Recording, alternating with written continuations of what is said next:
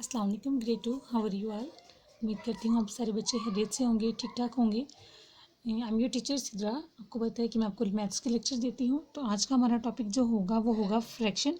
लेकिन आपको याद होना चाहिए कि हमने प्रीवियस 3 लेक्चर्स में हमने कौन कौन से टॉपिक किए थे। Addition and subtraction. Addition and subtraction में हमने क्या किया था, नंबर लाइन को भी यूज़ किया था, नंबर लाइन के बगैर भी हमने एडिशन की थी और सब्ट्रैक्शन की थी। वो सारे बच्चों को आई होप आ चुकी होगी। लेकिन आज का जो हमारा इंटरेस्टिंग टॉपिक है वो है फ्रैक्शन।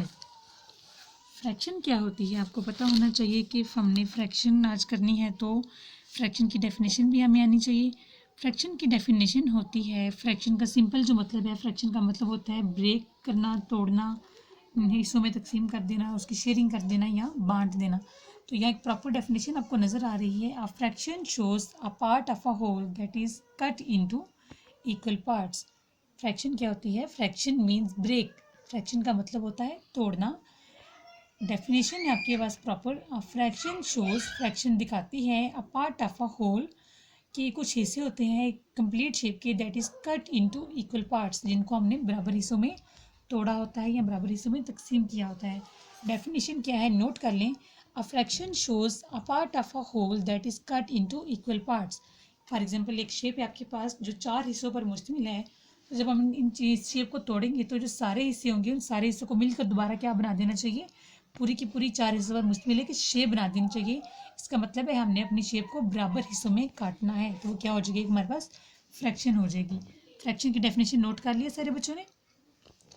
तो मूव करते हैं अपने टॉपिक की फ्रैक्शन।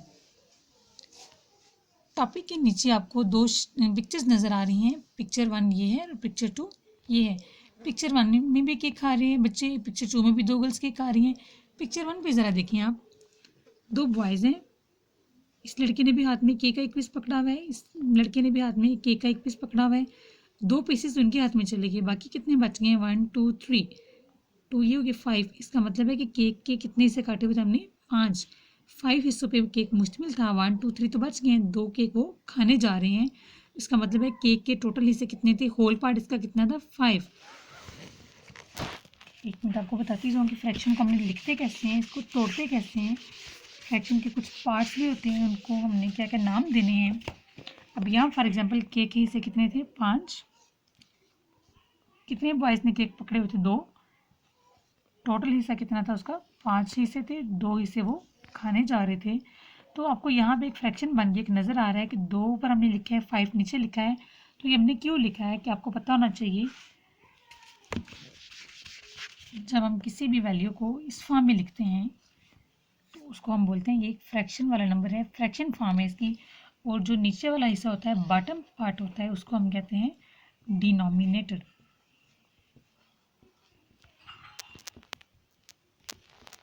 बॉटम पार्ट को क्या बोलते हैं? डिनोमिनेटर। टॉप पार्ट को क्या बोलते हैं? न्यूमिनेटर। जो भी वैल्यू इस फॉर्म में लिखी जाए वो फ्रैक्शन फॉर्म होती है। और आपको पता होना चाहिए बॉटम पार्ट को क्या बोलेंगे? डिनोमिनेटर। टॉप पार्ट को क्या बोलेंगे? न्यूमिनेटर। फ्रैक्शन के 2 हिस्से होते हैं, इसको बोलते हैं ए, इसको बोलते हैं बी। ए हिस्से को हम क्या बोलेंगे? न्यूमिनेटर। बी हिस्से को हम क्या बोलेंगे? डिनोमिनेटर। अब हमने डिनोमिनेटर में कौन सी वैल्यू लिखनी है और न्यूमिनेटर में कौन सी वैल्यू लिखनी है वो मैं आपको बताऊं। कि जो डिनोमिनेटर होता है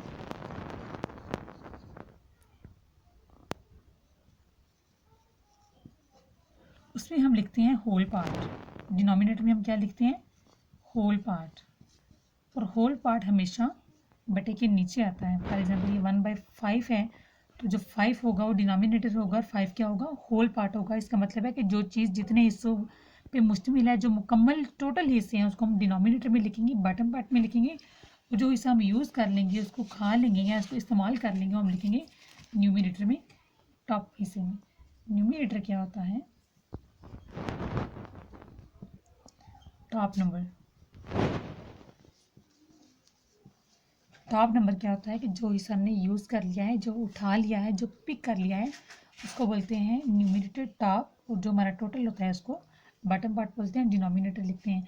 फ्रैक्शन के 2 हिस्से होते हैं, ए और बी। टॉप पार्ट को न्यूमिनेटर, बॉटम पार्ट को क्या बोलते हैं? डिनोमिनेटर। यहाँ पर डेफिनेशन प्रॉपर मेंशन है, आप इसको नोट कर लें कि न्यूमिनेटर क्या होता है, डिनोमिनेटर क्या होता है। डिनोमिनेटर होता है the bottom number is called denominator the top number is called numerator. यहाँ 1/2 मैंशनड है, तो जो 2 होगा वो हमारे पास डिनोमिनेटर होगा और जो 1 है हमारे पास वो क्या होगा न्यूमिनेटर। इसका मतलब है ऊपर वाले हिस्से को जो हिस्सा हमने यूज़ करना होता है, जो यूज़ हो चुका होता है वो न्यूमिनेटर होता है और उसको हम टॉप पार्ट पे लिखते हैं। जो हिस्सा टोटल होता है उसको हम क्या बोलते हैं डिनोमिनेटर, उसको बॉटम पार्ट में लिखते हैं। अब यहाँ हमने एग्जाम्पल ली थी केक की। केक के टोटल पार्ट्स कितने थे 5। तो टोटल पार्ट्स को भी मैंने बताया कि हम डिनोमिनेटर में लिखते हैं बॉटम हिस्से में, नीचे वाले हिस्से में। टोटल पार्ट्स कितने थे इसके 5। कितने पीस उन्होंने खा लिए थे 2। तो जो हिस्सा यूज़ हो चुका है, ख़त्म हो चुका है या निकाल लिया गया है, उठा लिया गया है, उसको हम टॉप पार्ट में लिखते हैं। जो टोटल नंबर्स होते हैं उसको हम बॉटम पार्ट में लिखते हैं। ये होगा न्यूमिनेटर और ये हमारे पास क्या होगा डिनोमिनेटर। अब 2 हिस्से हमने खा लिए हैं, टोटल कितने हैं 5। तो बाकी आपको पता होना चाहिए कि 5 में से जब 2 खा लिए तो बाकी कितने बच गए हैं 3, 3/5। अब ये दोनों फ्रैक्शंस मिलकर एक मुकम्मल फ्रैक्शन बना देंगे। 2/5 तो हमने खा लिया, बाकी कितना बच गया 3/5। जब ये दोनों फ्रैक्शंस इकट्ठी हो जाएंगी 3 and 2 5, इसका मतलब है हमारे पास एक कंप्लीट केक दोबारा बन जाएगा।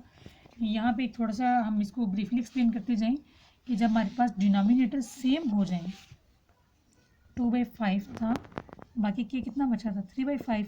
अब डिनोमिनेटर सेम है, ये भी 5 है, ये भी 5 है, तो हम इसके टॉप पार्ट को इजीली हम इनको ऐड कर सकते हैं, कंप्लीट फ्रैक्शन बना सकते हैं। 2/5 तो हमने खा लिया, 2 पीसेस लड़कों ने खा लिए, बाकी कितने पीसेस बच गए 3 पीसेस। इसका मतलब है 3 और 2 को जब हम ऐड करेंगे तो दोबारा से 5 बन जाएगा, तो एक कंप्लीट हमारे पास केक बन जाएगा। शेप नंबर 2 पे आते हैं। पिक्चर नंबर 2 है आपके पास, 2 गर्ल्स केक खा रही हैं। कितने पीसेस इन्होंने उठा लिए 1 2 3 पीसेस उन्होंने उठा लिए, बाकी कितने बच गए हैं 1 2 3 4 5 6 7 8। इसका मतलब है कि केक के कितने हिस्से हैं टोटल 8। और टोटल हिस्से कहाँ लिखे जाते हैं बॉटम पार्ट। उठाए कितने हैं इन्होंने 3 उठा लिए 8 में से, बाकी कितने बच गए 3/8 उन्होंने खा लिया, बाकी कितना बच गया 5/8। इसका मतलब है कि ये दोनों फ्रैक्शंस मिलकर एक कंप्लीट फ्रैक्शन बना देंगे। जो फ्रैक्शन यूज़ हो चुकी है, 2 हिस्सा यूज़ हो चुका है वो, और जो बाकी बच चुका है, ये दोनों हिस्से मिलकर एक कंप्लीट फ्रैक्शन बना देंगे। फ्रैक्शन की सारे बच्चों को समझ आ गई है कि फ्रैक्शन होती क्या है, फ्रैक्शन को लिखते कैसे हैं, फ्रैक्शन के हिस्से कितने हैं। फ्रैक्शन के 2 हिस्से होते हैं, top part and bottom part. Top part को क्या बोलते हैं न्यूमिनेटर, बॉटम पार्ट को क्या बोलते हैं डिनोमिनेटर। ये आपने याद रखना है कि टॉप पार्ट को न्यूमिनेटर, बॉटम पार्ट को क्या बोलते हैं डिनोमिनेटर। टोटल जो हिस्से होते हैं उनको डिनोमिनेटर में लिखा जाता है, जो हिस्से यूज़ करने होते हैं, जो खा लिए जाते हैं या जो उठा लिए जाते हैं, उनको टॉप पार्ट न्यूमिनेटर में लिखते हैं। तो फ्रैक्शन के कितने हिस्से हो गए 2, न्यूमिनेटर एंड डिनोमिनेटर। सारे बच्चों को यकीनन फ्रैक्शन की डेफिनेशन भी समझ आ गई होगी, फ्रैक्शन के कितने पार्ट्स होते हैं वो भी समझ आ गया होगा। टॉप पार्ट को क्या बोलते हैं न्यूमिनेटर, बॉटम पार्ट को क्या बोलते हैं डिनोमिनेटर। सारे बच्चों को क्लियर हो चुका है, तो हम अपने लेक्चर को वाइंड अप कर देते हैं। कल के लेक्चर में हम देखेंगे कि फ्रैक्शंस को हमने शेड कैसे करना है, फ्रैक्शन को उठाना कैसे है, लिखना कैसे है, कंप्लीट फ्रैक्शन कैसे बनानी है, कितने कितने इसे मिलकर कंप्लीट फ्रैक्शन बनाते हैं, इक्वल पार्ट्स में किस तरह उनको तोड़ते हैं, किस तरह ब्रेक करते हैं और किस तरह राइट करते हैं। तो आज का लेक्चर हमारा यहीं पे ख़त्म होता है। आपने याद रखना है कि फ्रैक्शन की डेफिनेशन क्या है, फ्रैक्शन के कितने पार्ट्स हैं, टॉप पार्ट को क्या बोलते हैं, बॉटम पार्ट को क्या बोलते हैं, डिनोमिनेटर में क्या लिखते हैं, न्यूमिनेटर में क्या लिखते हैं। तो आपने आज का लेक्चर यहीं तक अपने याद करना है, प्रैक्टिस करनी है, याद करना है फ्रैक्शन की डेफिनेशन को, इसके 2 पार्ट्स को। तो कल हम इंशाल्लाह इसकी फर्दर प्रैक्टिस करेंगे। अपना बहुत सारा ख्याल रखिएगा। अल्लाह हाफिज़।